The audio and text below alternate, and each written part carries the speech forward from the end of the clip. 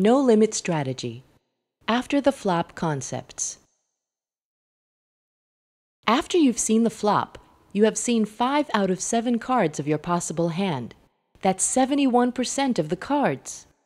At this point, many of your decisions will be automatic. If you don't hit your cards, you should usually fold.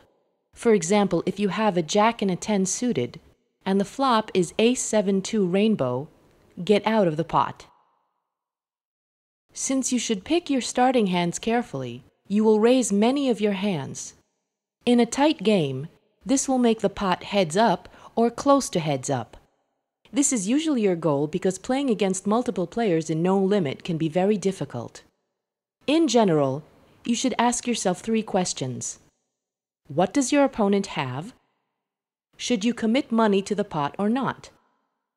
How much should you bet? A few hints for playing after the flop. Heads up. If you are the one that raised the bet pre-flop, you should bet most of the rounds after the flop since it is not likely that your opponent has hit his cards. This is called the continuation bet. If you just called the pre-flop from a late position and your opponent checked, you should usually bet no matter what your cards are, except in 2 situations.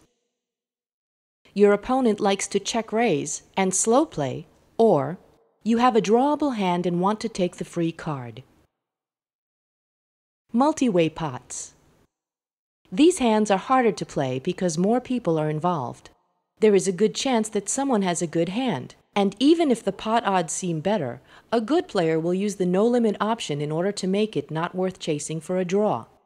Therefore, you should rarely bluff, rarely slow play, calculate other players' pot odds, watch carefully for tells.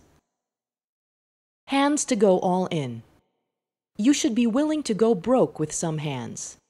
If you flop a set and the only thing that can beat you is a higher set, you shouldn't be afraid of it.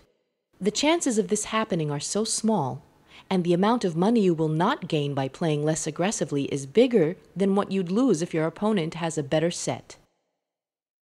A second example is when you have the right pot odds to do it, meaning, if you have a straight flush draw, and thus more than a 50% chance of hitting your card by the river.